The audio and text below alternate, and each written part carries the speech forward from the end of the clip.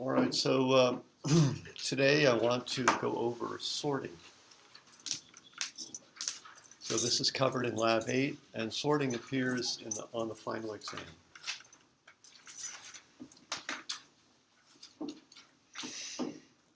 But before I start this, if anyone has a need or wants to talk about something related to exam 3, you can bring that up now. I think pretty much, yeah, back there. Number 5. What's that? Number 5? Yeah. In lab, The exam. in here? Yeah.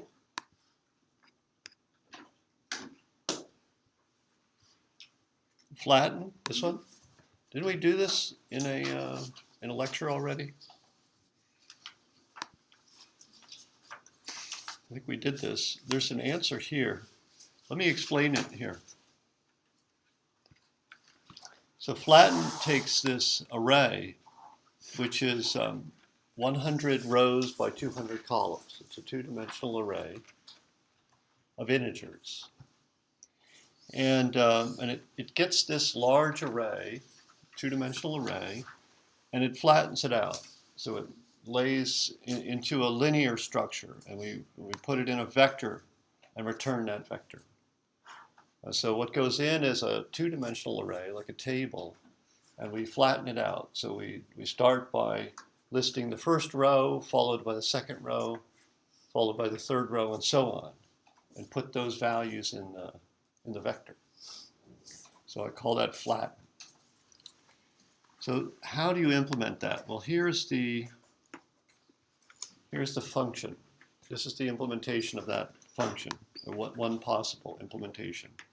Well, we need to return a vector. So first we create the vector here, see? And then we do all this business to move the values into the vector, and then we return the vector there. All right, so that's the bird's eye view. And actually this function has 3 top-level statements. This is the third statement. This is a complex statement, but it's a single statement, top-level statement. And then this is the first statement. So we create the vector v. We move values from A. Oh, and this is a mistake. This should be A. This should be A.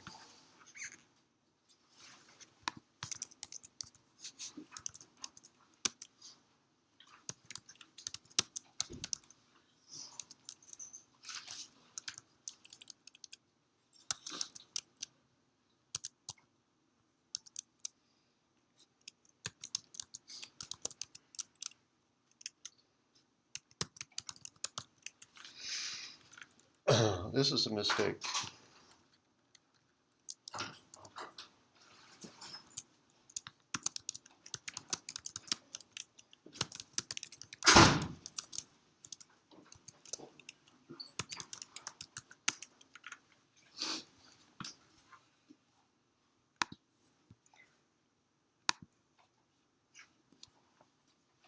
So just refresh this page until the change goes through. Let's see.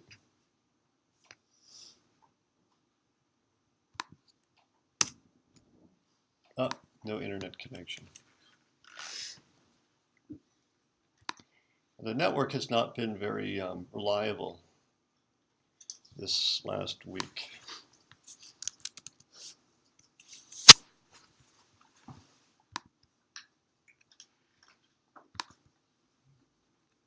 So let's see,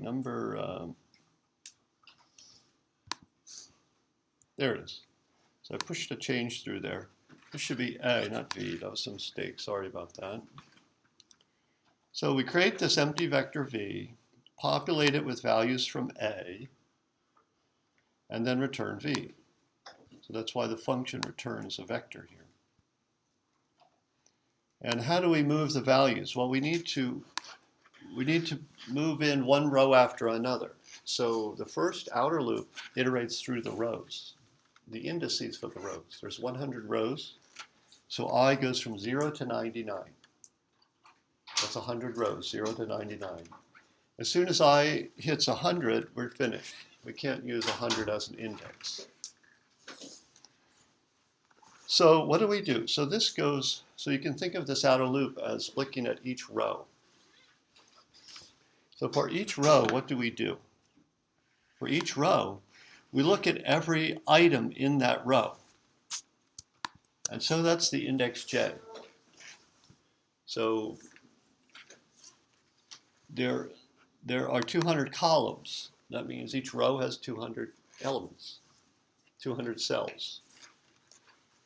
So we let j range from 0 to 199. That's 200. That's 200 indices. As soon as j hits 200, we're done with that row. We're done looking at all the columns in that row. And we'll go to the next row. So when this loop completes, we've finished a row. And then we resume the outer loop, which means we increment I, check the loop condition, and if it's true, do the body of the loop again, do the inner loop. And we go through all the values of j all over again for the new row.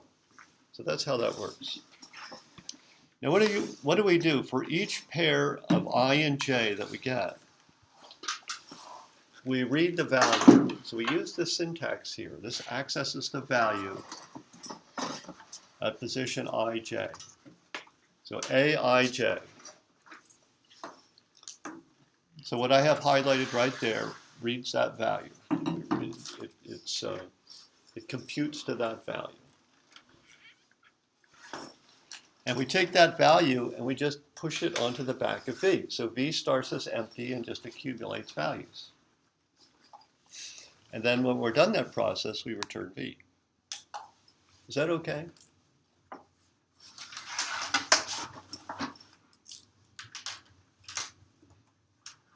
So in sorting, we'll be working with a similar algorithm in the sense that to do sorting, we need to have a loop within a loop. So here we have a loop within a loop. Are there any other questions related to exam 3? The main thing is you should practice. And not practice memorizing. Practice doing without memorization. Take the problem, consider it a fresh problem, and try to solve it on your own. Don't try to memorize code. Try to practice solving problems using your creative thinking. Okay? So it's a test of creative solving problem skills. I'm going to give you new problems that you haven't seen yet. So if you just memorize code, you won't be prepared. You need to practice solving problems as if you don't know the answer, and you're probing and searching and converging to the answer on your own using your own creative thinking process, whatever it is that you develop internally. I do the best I can to explain how to do it, but it's really ultimately up to you to train yourself and to learn how to solve these problems. So you need practice. You have to practice that. Once again, memorization, it'll give you a little bit, but the course is designed to help you learn how to solve computing problems, not memorize solutions to computing problems, but to practice and develop the skill of solving computing problems. All right. That's exam 3.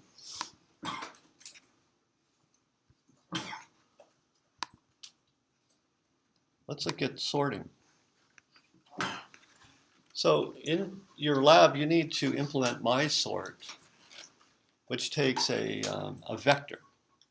So I'll show you today how to do it with an array. All right?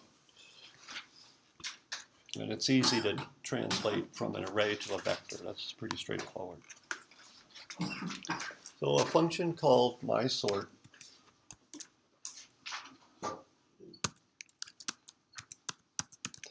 And Mysort returns a void.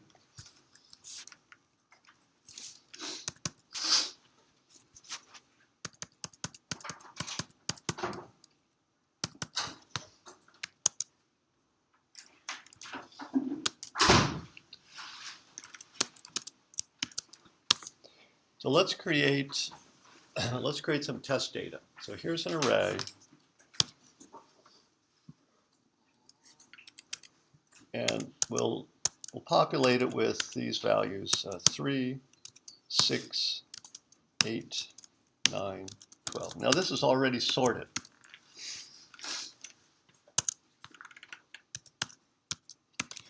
And we'll call Mysort,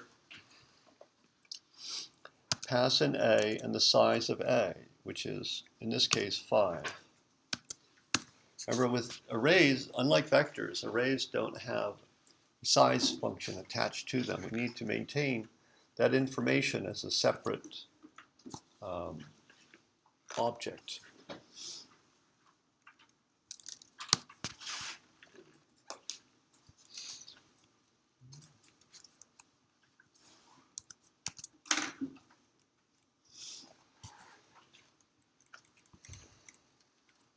So Mysort takes an array of int with some size.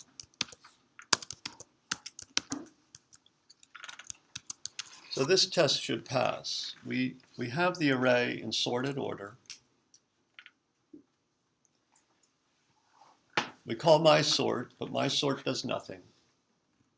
So the array, our test here, which checks to see if these values 3, 6, 8, 9, and 12 are in the right order. So this should pass.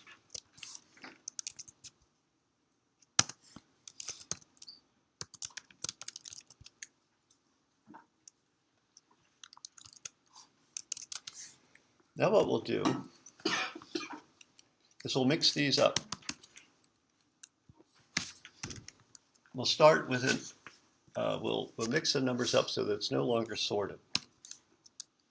We'll put the 12 here, put an 8 there, 3, 9, something like this, and 6.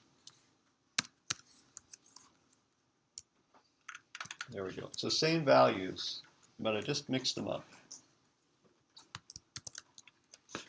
Now that test should fail. There we go. So 3 is the smallest value, so 3 should have been moved into position 0, but it hasn't yet. So let's do that. Let's now develop the algorithm that gets this done. And I'm going to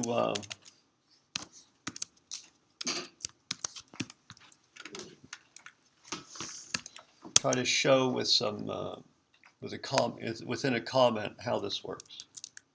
Actually, there are many ways to do sorting, many different ways. And these different ways, they have names: bubble sort, insertion sort, selection sort, merge sort, and lots of different sort. Heap sort, pre-sort. There's another one in there, quick sort. That's the one that's used a lot, quick sort.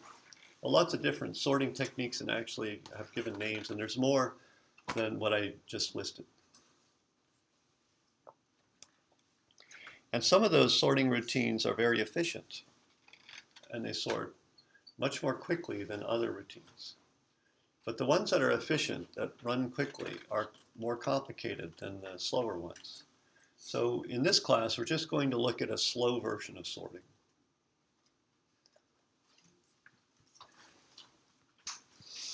So here we have the values. Now think about it. You know, in your mind, you can sort that. You can say, well, let me rearrange the items. So what do? You take, well, this is what I do. This is what I think I do. I visually scan the array. And I say, well, the smallest value is 3. I look at 12. I say, okay, and I look at 8. Oh, 8 is smaller than 12. 3, oh, there's a small one. Is there anything smaller than 3? I'll look at 9. No, 3 is the smallest. 6, no. So I remember, I make a note as I scan it mentally, from the left to the right, or right to the left, doesn't matter. And, you do it quickly, but you have to look at, I don't see how you can come up with 3 unless you look at every number. So when you do this manually, you have to look at every value. That's why the loop that we write has to examine every value. And you make a note of which one is the smallest you've seen so far. So 3 is the smallest that I've seen so far when I hit this point. And then I don't revise that value. Here, 12 is the smallest I've seen so far. 8 is the smallest I've seen so far. 3 is the smallest I've seen so far. 3 is still the smallest I've seen so far. 3 is still the smallest I've seen so far. I'm at the end, it must be 3. 3 is the smallest. And so I'm trying to put into the first slot, see? So now that I have 3 in the first slot, I'm going to say, well, I'll do it like this.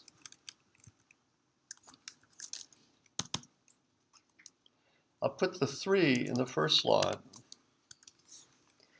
and I'll put the 12 where the 3 was.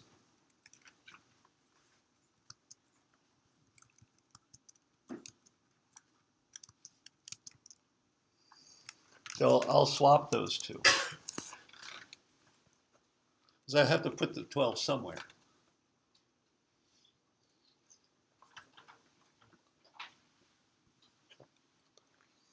And then, instead of, now I'm going to sweep across the vector again and look for the next smallest. I don't want to start in the position 0 because we've already determined that 3 is the smallest. So now I'm going to start in this position, position 1. 8 is the smallest I've seen so far. 8 is the smallest I've seen so far. 8 is still the smallest I've seen so far. 6 is the smallest I've seen so far. I'm at the end. 6. 6 goes into slot 1. So the 6 goes here. And I have to put the 8 somewhere. Put it where the 6 was. I swapped those two. So I've got position 0 and position 1 done. The smallest and the second smallest. Now I'm going to go to the third slot, position 2, the third slot. 12 is the smallest I've seen so far. 9 is the smallest I've seen so far. 8 is the smallest I've seen so far. I'm at the end. It must be 8.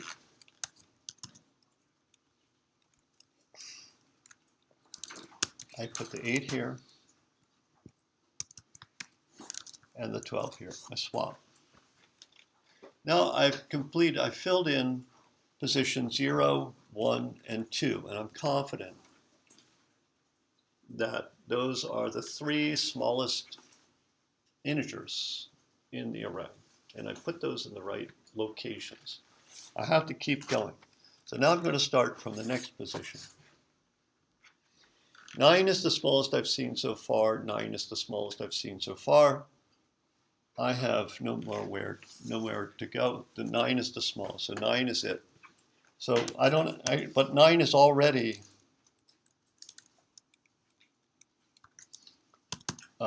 in 9 is already in the slot that I want to occupy. So we're done. So position 0, 1, 2, and 3 are filled. Let's go to the last position. Oh, wait a minute. There's only one last position, so there's nothing else to look at. So it must be the biggest value in the vector, in the array. So now we're done. So there are other approaches to sorting, but this is one way to do it. And, we do it mentally so fast. I mean, just super fast. We'll sort that list. And but when we try to slow it up and think about it, well, how is it that we're doing the sorting?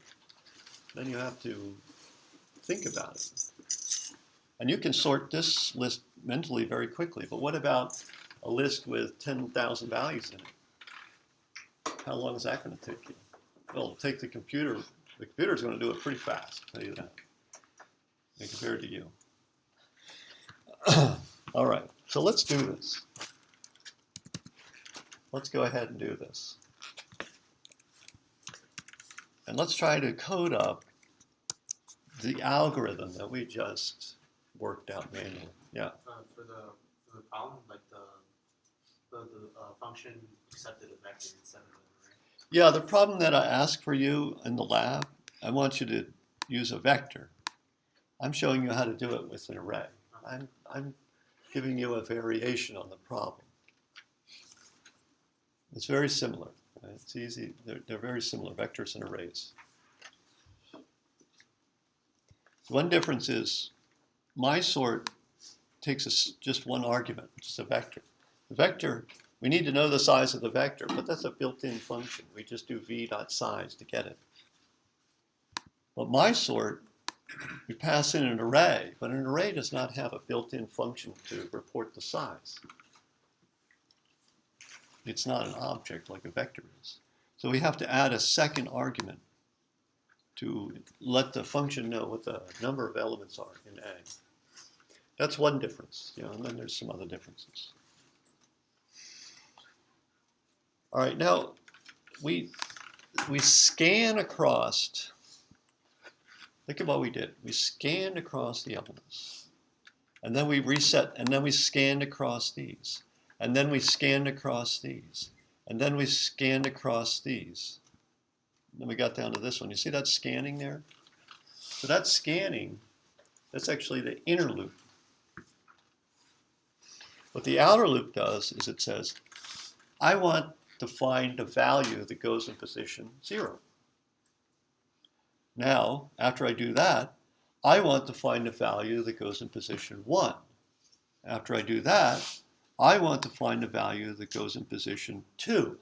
You see that? That's the outer loop.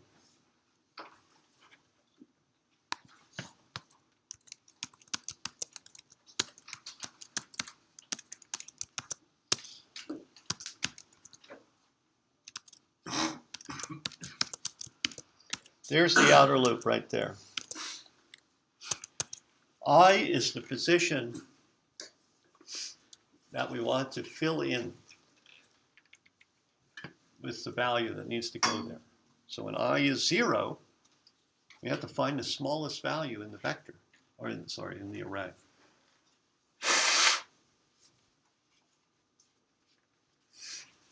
And then when I is 1, we want to find the next smallest value.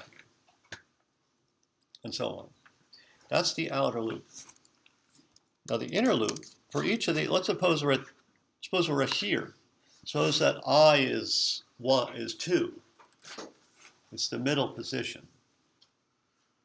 That means if I is 2, that means the values at positions 0 and 1 are already filled in with the good values. But now in the outer loop, I is 2. The third position. So the inner loop starts with this and looks at all these values. So the inner loop,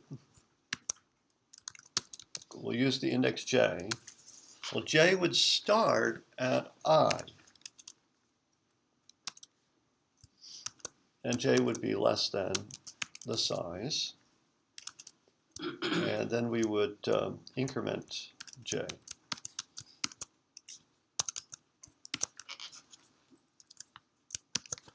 Oops.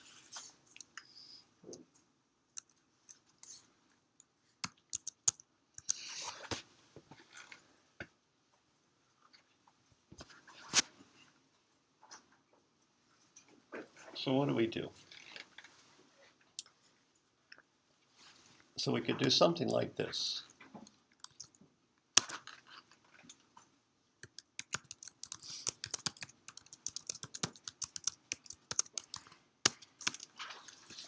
the biggest value seen so far,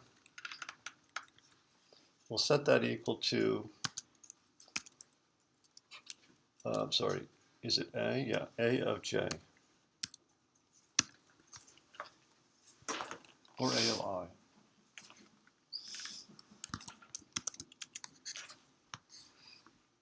That has to be done here.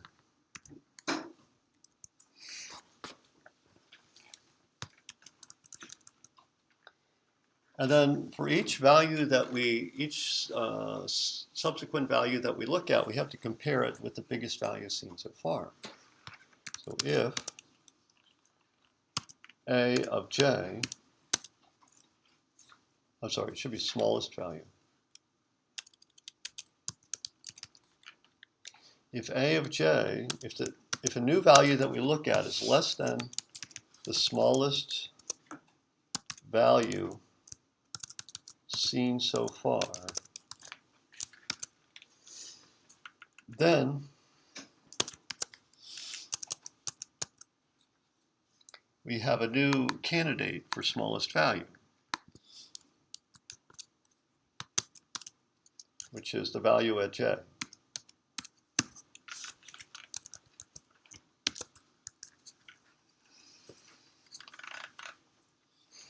But actually, this isn't going to work because I don't want to know the value itself. I want to know the index. So the smallest, so I'll do it like this.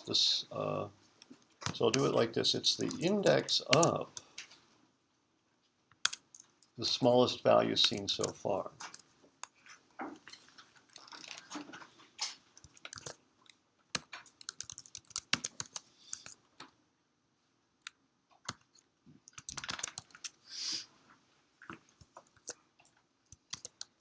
Index of the smallest value seen so far. And it's not going to be A of J, it's just J. We're going to keep track of the position of the smallest value that we've seen so far. And we do the same thing here. So we don't need this. This is, well, no, this is fine. So I, we start with I. So at this point here, I is 2. So the position, the index of the smallest value we've seen so far is 2, which is I. So that's how we initialize that variable. And then we start, and we don't have to start at I, do we? Why re-examine, why compare the value at I to itself? So let's start at I plus 1.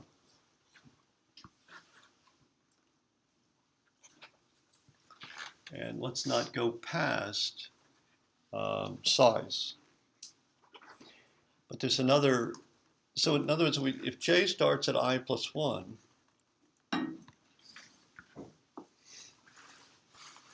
there's another adjustment that we can make here, which is in this loop here, we don't need to go all the way to size. We go to size minus 1.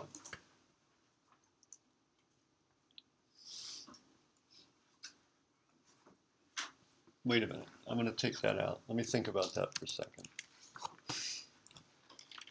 All right.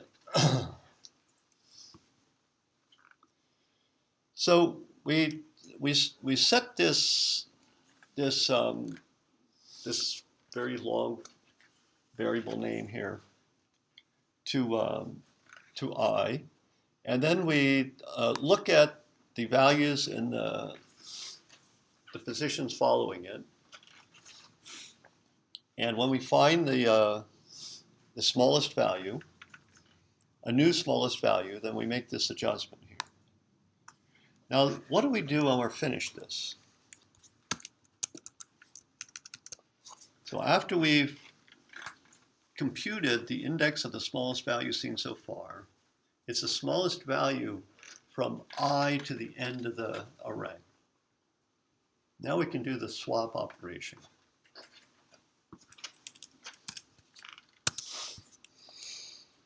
So how do we do a swap? Here's one way to do a swap. We create a temporary variable, and we'll set it equal to say A of I. So we save what's at I. That means we can move into I, into position I, the value at this index.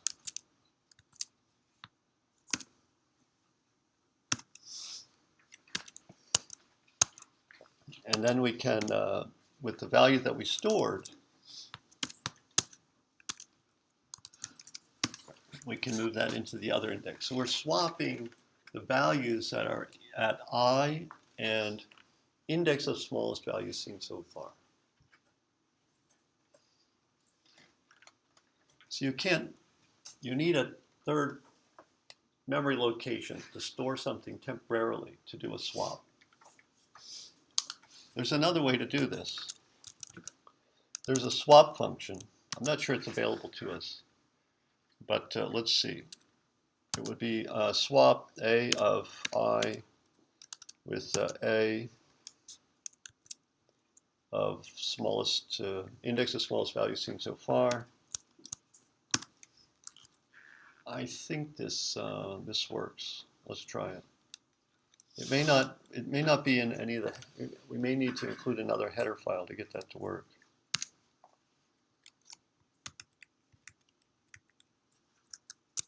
Let's see if that works. It does work. The swap is defined. But it might be better not to use it so you can see how the code for doing a swap. That's all the swap function does.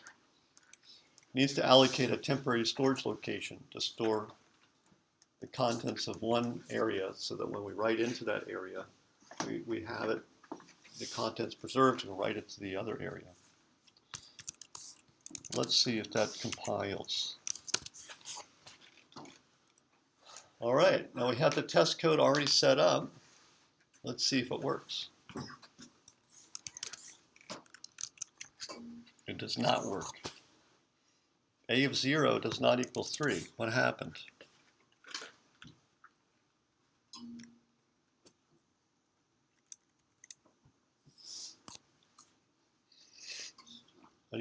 Anybody see the problem?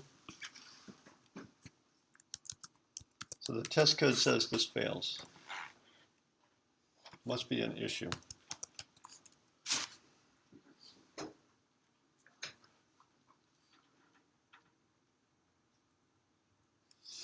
We call Mysort. I'll just check one more time. Make sure I compiled it. So 3 is not being placed in the first position. So what's going on there? So we start I as 0. We'll have to think it out here.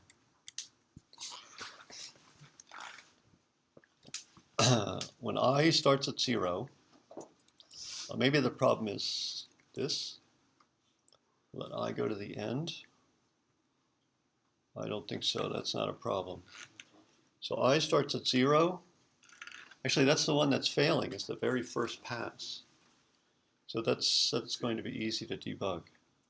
So the index of the smallest value seen so far is I. See the problem?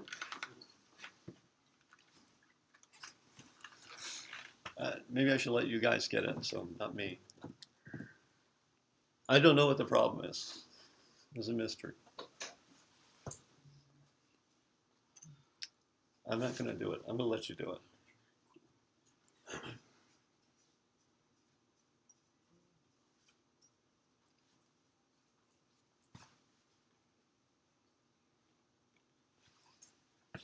I can't resist. I'm going to look at it, try to think it out. Let's see who gets it first. Okay, what's the problem with this? Seems pretty logical.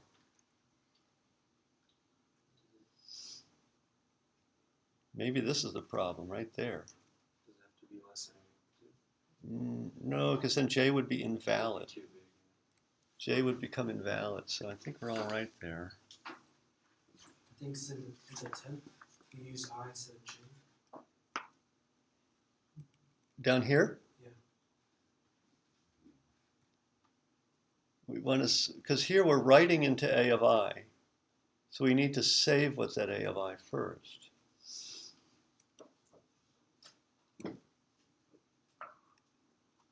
Is that right? Is that swap correct? Maybe the swap is not correct. Let's see if the swap function is bad. This will pass, right? No, that's not the swap function. So I think the swap, I get the same result.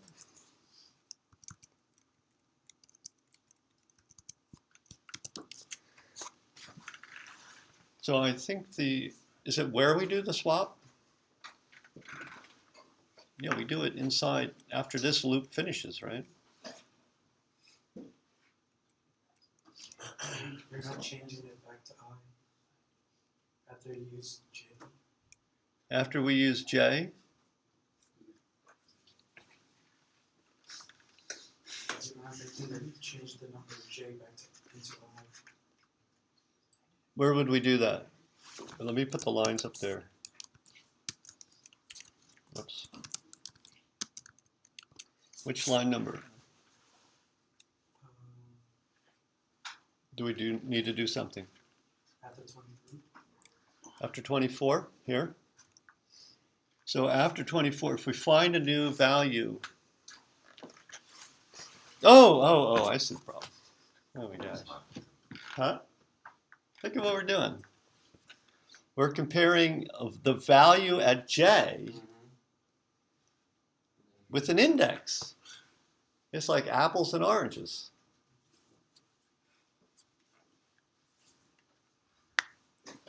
Who cares whether the value at J is less than the index? We want to know if the value at J is less than the value at index of smallest value seen so far.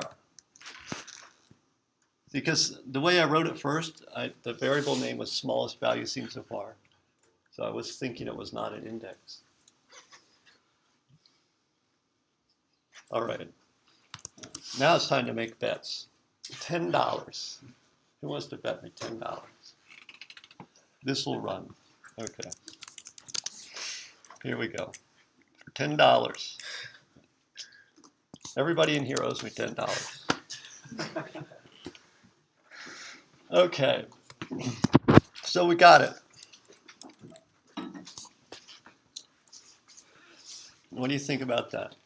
That's it. You can compress this down. Obviously, this name, I've never used a name that long before, consulted it.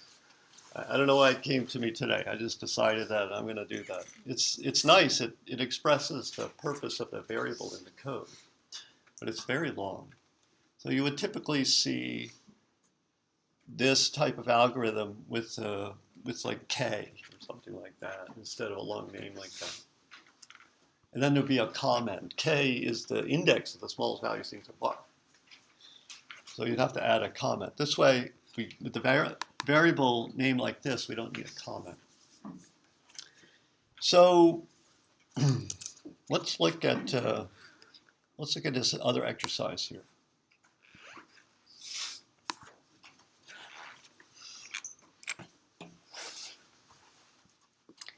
So in this exercise, you create two programs, one called slow, the other called fast.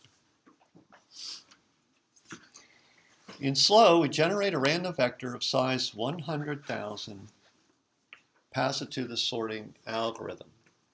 Run the program and observe that it never ends. In fast, generate a random vector of size 100,000 and pass it to the sort routine that is part of the C++ standard library.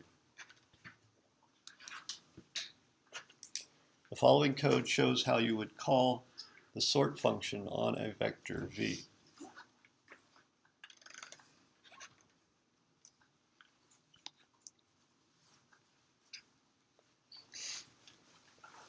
Okay.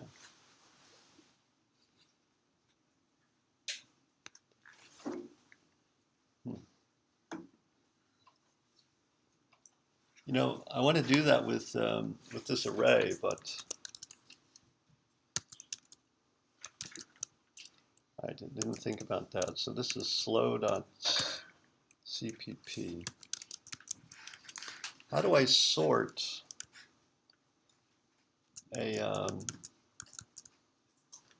So this is the slow one. We'll do the slow one here.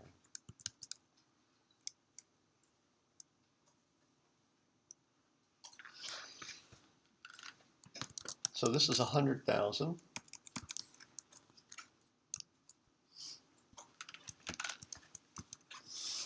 We're going to populate this array with 100,000 random integers.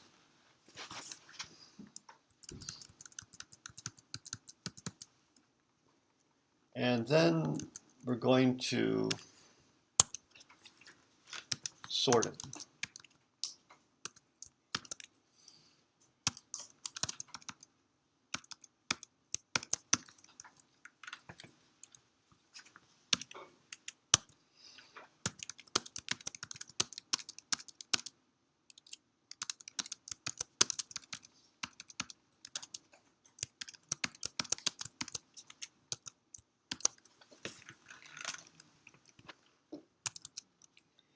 So we've got I ranging from 0 to 1 less than 100,000. And we'll use the rand function to insert a random integer. And we'll seed the random number here with, say, a 1. And we'll use the same seed in the other program, so we have exactly the same sequence.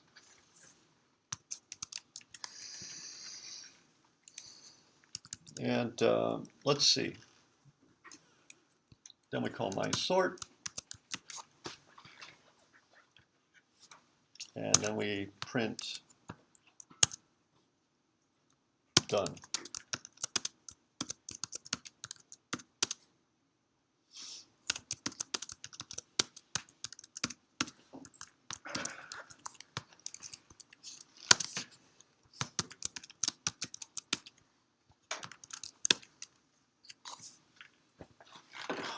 Time to take a coffee break. I'll just leave that running. See, I've got these virtual screens, so I can look at that. So that thing is running. And that's the slow one. Now, what about the fast one? Remember, I told you about different implementations, different designs for the sorting algorithm. Some are fast and some are slow. And we've just implemented a slow one. There's a loop within a loop. It has what they call a time complexity n squared. So the amount of time it takes for our program to terminate is proportional to the square of the number of values in the array. So something times 100,000 squared. That's the amount of time that's needed. But the fast algorithms, their speed is proportional not to n squared, but to n log n, whereas n is the length of the array or the vector. So n log n, and it turns out that n log n is a lot faster than n squared. And log n is small. When n gets large, log n is still pretty reasonable. So n times log n doesn't grow very fast compared to n squared.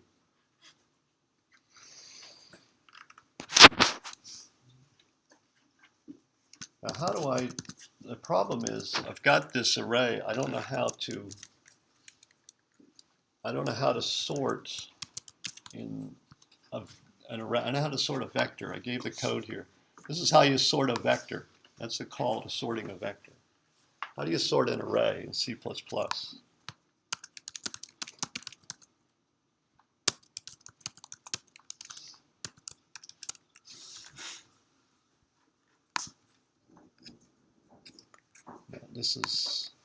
There it is, the different kinds of sorting routines. You see that? Bubble sort, exchange sort, selection sort, insertion sort. I think we did selection sort or insertion sort. I don't know. I can't remember the details. So one of those two is the ones that we just looked at. And shell sort, quick sort, merge sort, and so on.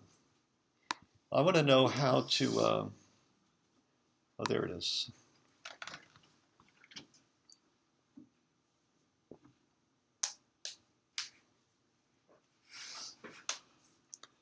I want to know how to use a pre-existing sort function in the standard library of C++ to sort the array, which uses a more efficient sorting routine than the one we implemented.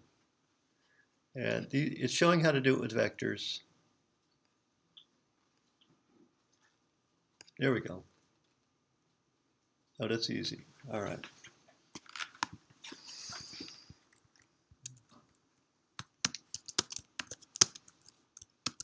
That's it right there. And it's just include algorithm.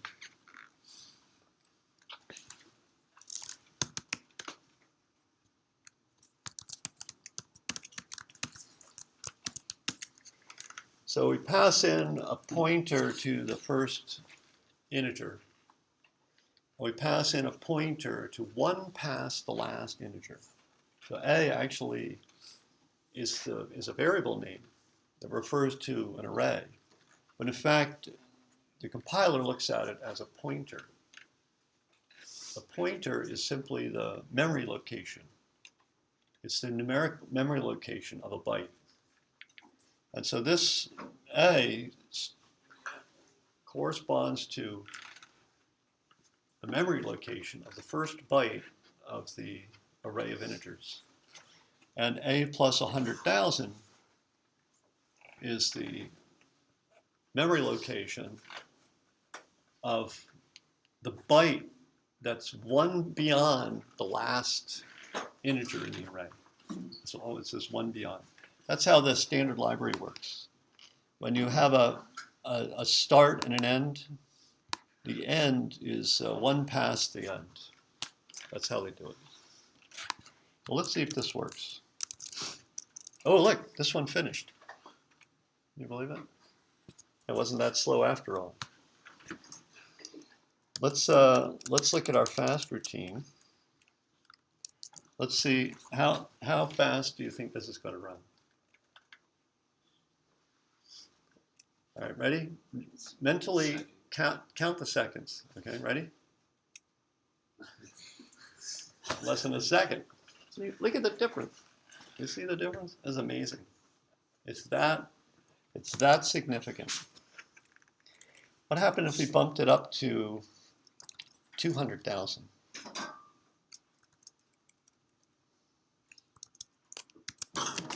Look at that. Is it going to fry my computer? Holy cow, look at that. And let's do this. Replace that with a 2, with a 2, and with a 2.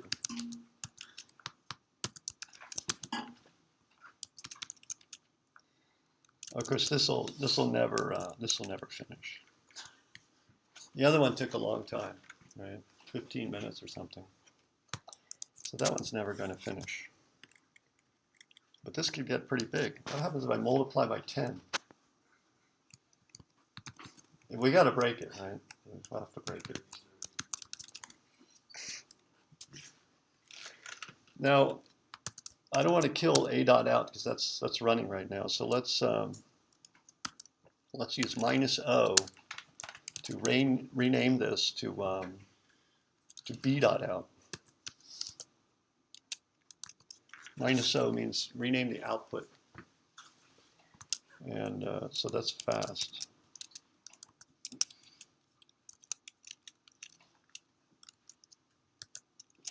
Okay, before I run it, obviously the slow one is going. Look at that. My gosh. It has to break at some point, right? It's not infinite. It has to run out of memory. Multiply by 10 again.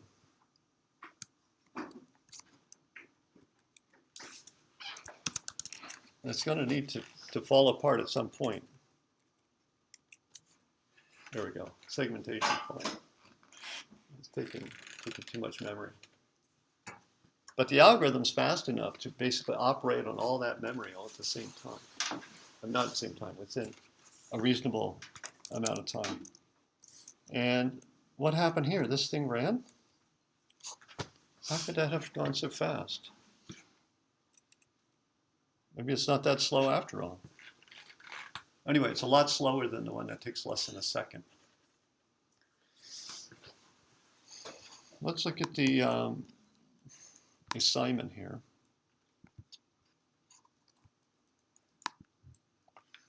So you'll need to implement that stuff with vectors. This is how you sort the vector.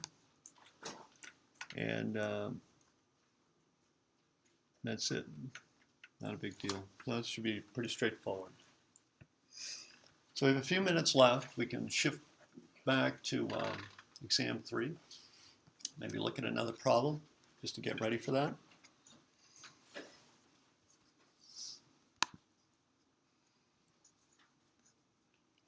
Here's exam 3. Exam 3, remember you need to know binary search. So there's a memorization for you. But I may ask you to implement binary search with a vector or with an array, or when the sequence is increasing or decreasing.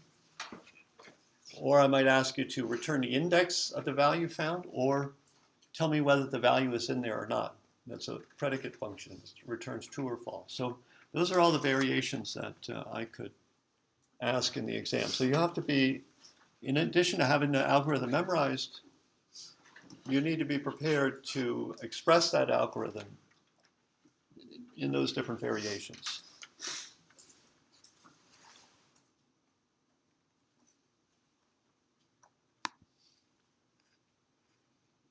And these are the basic problems.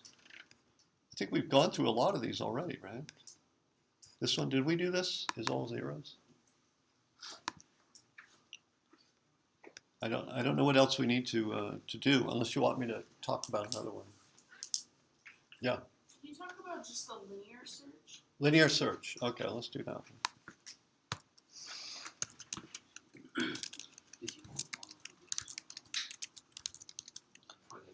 Because the linear search is going to be, either it'll be on exam 3 and the final both, or it'll be on just one of those. But I'm definitely going to ask you to show me linear search. Okay.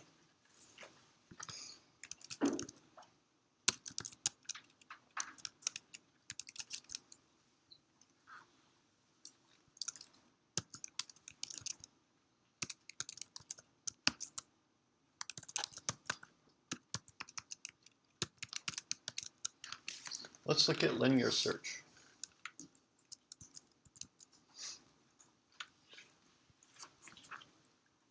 So actually, let's, I'm going to copy from sorting.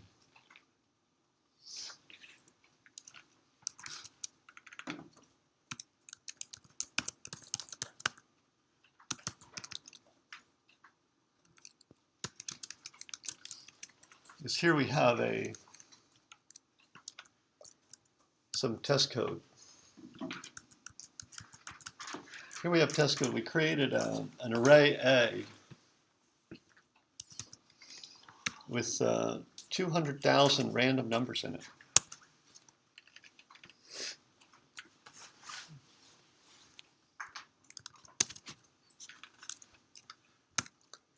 And let's get the position of some number in there.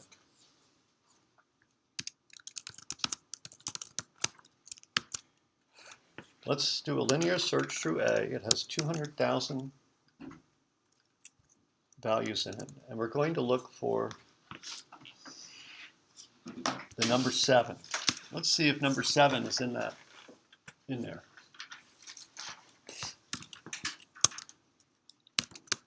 And if the position turns out to be -1, then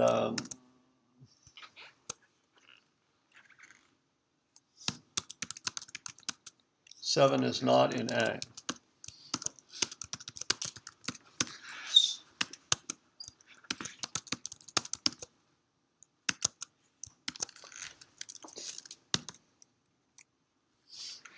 Seven is in A.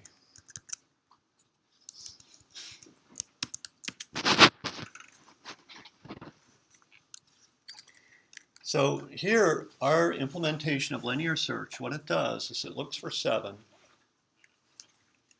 If it finds it, it returns the index of 7 in A, the first location of it. If it doesn't find 7 in A, then it returns -1. After we get that position of 7 in A, we'll check to see whether it found it or not. Well, we can say 7 is in position POS. Let's see it like that.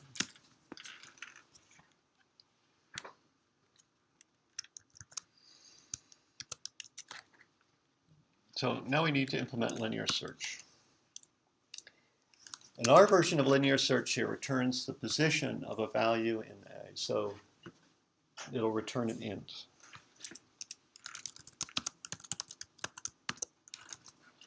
So I have an integer array, say called A, with a size, and then a value that we're looking for. Call it K.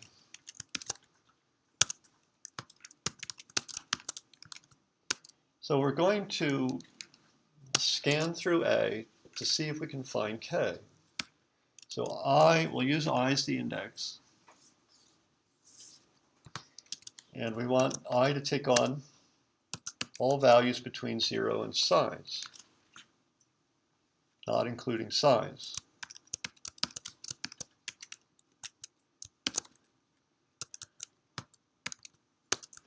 If we find it at I, if A of I is K,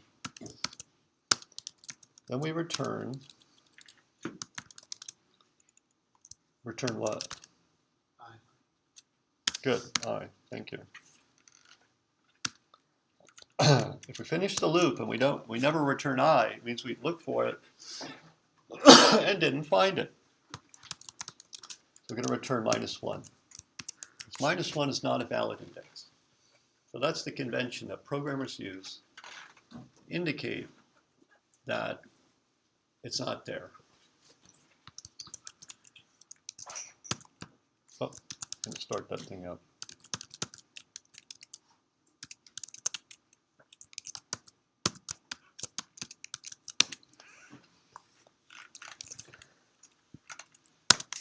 So we've got compilation error. This is the function linear search. That looks okay. That looks all right. Anybody see the bugs? Oh, this sran, maybe that's not defined.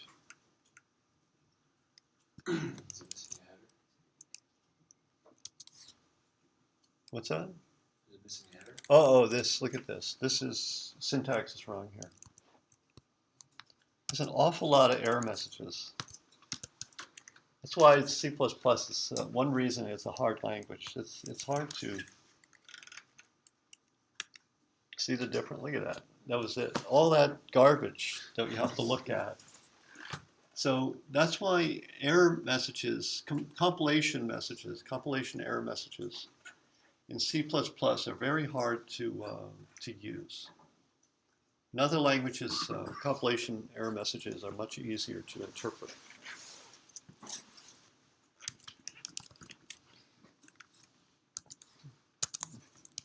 Oh, we should do some betting.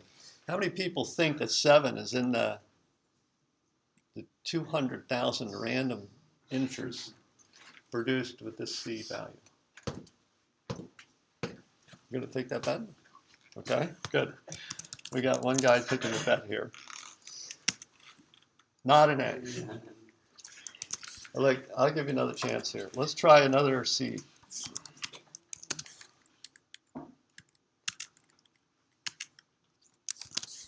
See, it's a lot to look at, isn't it? You know, I don't think we're going to get a 7. It's just not a lucky sequence. But what if we did this? We'll cut down the range of possibilities. Instead of going to the maximum value possible, let's mod by 400,000.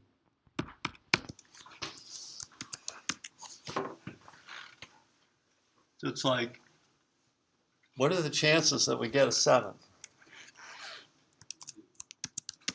It's like 50%? Is that how you think about it? I wonder. We generate within this range, 200,000 values. And the numbers go from 0 to 400,000. What's the probability of getting a 7? Is it half? I'm not sure. I think it is. Well, let's test it. All you have to do is try a bunch of seeds. And if the probability is 50%, then half of the seed values we use should, be, we should find it in there, and the other half we should not find it in there. So let's see.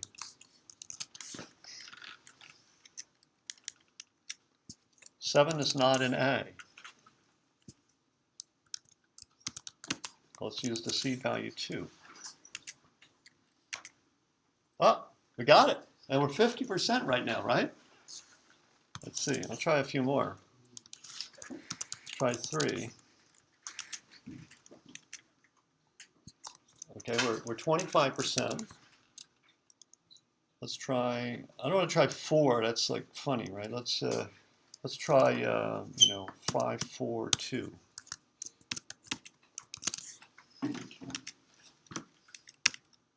No. So we're 1 out of 4 tries, or 1 out of 4 tries.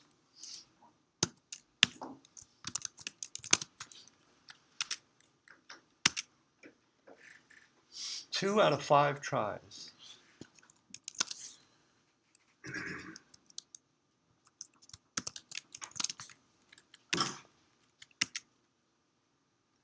Two out of 6 tries.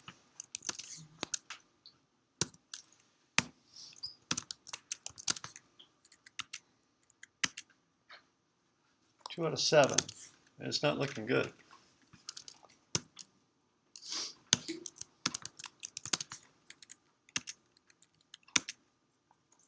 It's like 2 out of 8. What's the probability that 7 appears? I wonder. I can't figure it out, but I could think about it. What happens if we set that to 200,000? How often do we get a 7?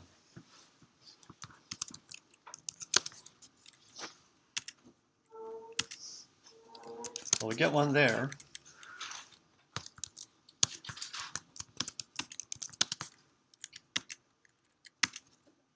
We don't get one there. That's 1 out of 2. That's 2 out of 3.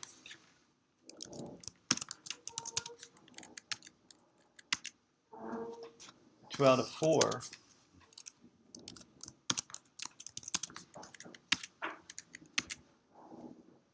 Two out of 5.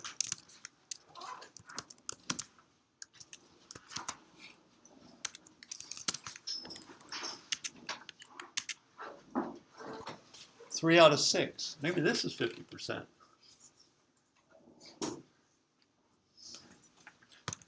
Any math people in here that are good at probability? Figure that out? So we have evidence it's 50%. Anyway, we're at the end here. We don't want to. We're kind of getting off into playtime here. We don't need this, but it's fun to play around with this stuff. All right, so that's linear search. You can see this. The algorithm is these 4 lines right there. If you want to count that brace, and it's pretty straightforward. The other variation is that I might ask you to return true or false. Did we find it in there?